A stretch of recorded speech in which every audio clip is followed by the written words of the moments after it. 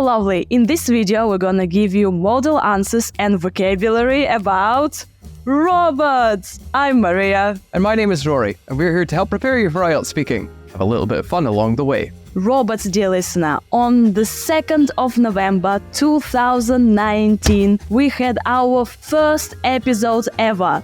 Can you imagine, in 2019, and it was about robots? What a coincidence! We've come full circle, which is an idiom. Rory, are you excited to talk about robots? I am very excited to talk about robots. I love robots.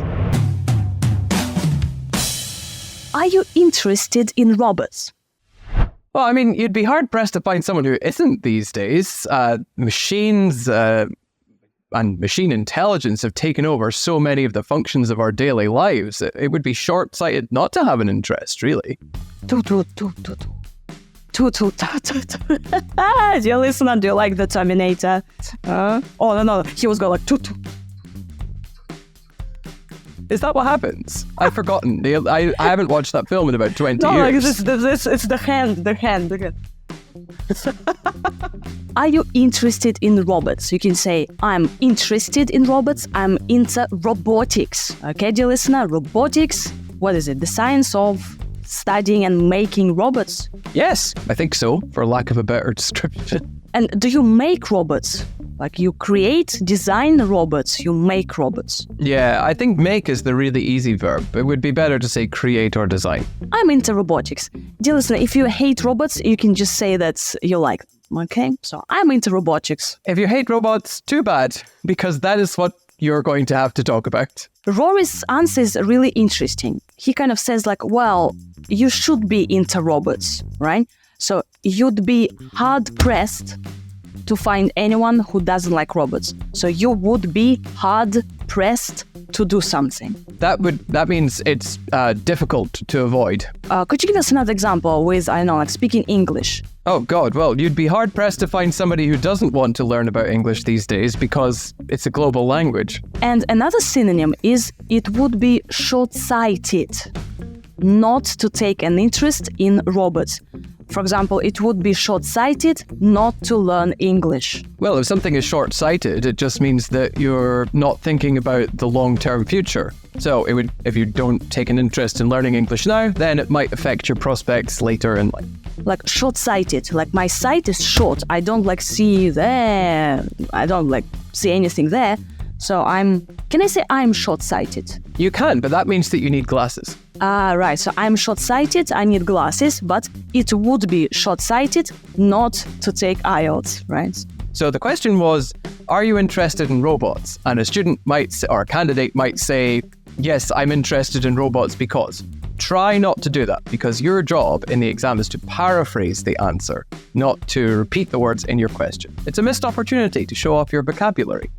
So what I did instead was something we've talked about before, which is substitution. Yes, because I said you'd be hard-pressed to find someone who isn't these days, who isn't interested in robots. But I just said who isn't because we already know what the question is, so we can just say who isn't without repeating the phrase in the question.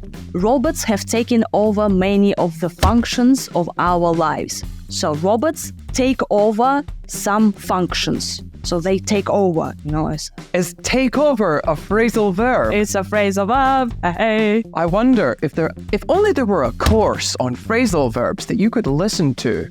Perhaps at some place with the address successwithilts.com/podcourses. The link is in the description. Who can say with any certainty, unless you look in the description? Would you like to have robots in your home? Yeah, why not? I love the idea of having a machine, going around doing all the chores that I wouldn't want to do. To be honest, who wouldn't want that? Unless they were sentient or sapient, of course, because that's kind of on par with slavery. But as they are right now, that would be a great idea. Robots or machines. You can say, I'd love to have a machine which does all the cleaning, to do the cleaning in my house. And also Rory said chores. To do the chores. I can't think of any chores that I don't want to do, to be honest with you. Cleaning the dishes, perhaps? Cleaning the floor, washing the floor, cleaning the windows. So chores, housework, right? And also Rory used two adjectives which are like, you said sentient, or sapient. Yes, Rory? But they're not very, they don't describe very complicated concepts. Sentient is just being self-aware, and sapient is, well, having the ability to be intelligent. So if both of these things were true for the robot, it would be like having and you were forcing them to do work, then it would be like having a slave. And I don't think that's moral. So you can use these adjectives to describe robots. Robots are not. So sense, having like senses, sentient. Be able to experience feelings. Robots are not sentient. Sapient, it's about intelligence. So intelligent or able to think. Robots are not sapient. Oh, that's right. They are not. Maria's noses, though, it knows. Could you use these adjectives again in one sentence? Well, then, just to describe, so if a robot is sapient, then it's capable of intelligent conversation or using its intelligence. And if it's sentient, then it's aware it's a robot and of its surroundings and how to cope with them. Yeah, but robots are not that. Not yet, but soon. Able to experience feelings. They don't have souls, Rory. Oh, wow. Oh, this is a very interesting conversation. What is a soul? Come on. But robots can't feel the wind on their face. They can't experience love. They can't experience emotions, anger, hatred.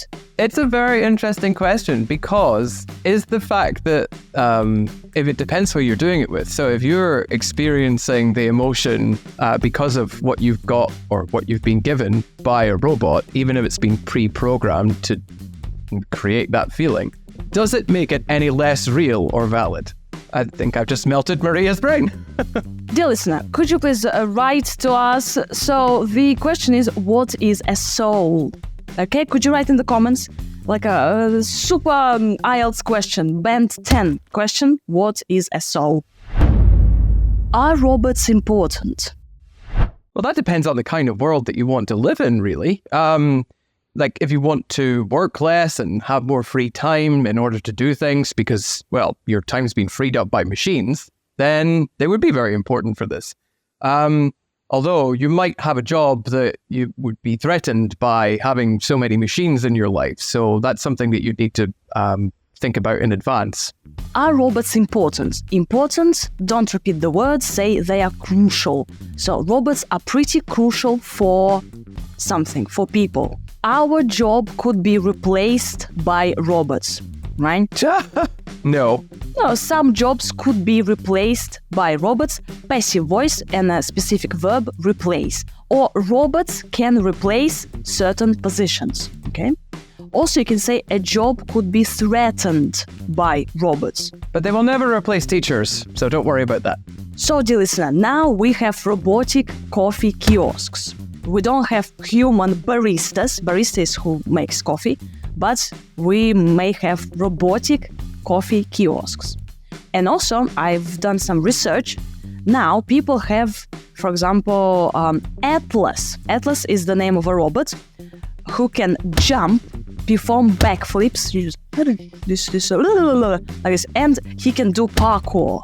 Parkour is the thing that one person jumps over the roofs and runs fast. I think it would have been amazing if you just stopped there when you said, parkour is the thing. There we go. How can robots affect people's lives? It could go either way, frankly. You could wind up having more free time just by offloading the responsibility onto robots. Although, on the other hand, if your job was taken over by machines before the systems were in place to cope with this or to address the problem, then you might wind up destitute. So it's important to keep these things in mind when we're talking about the advantages of robots.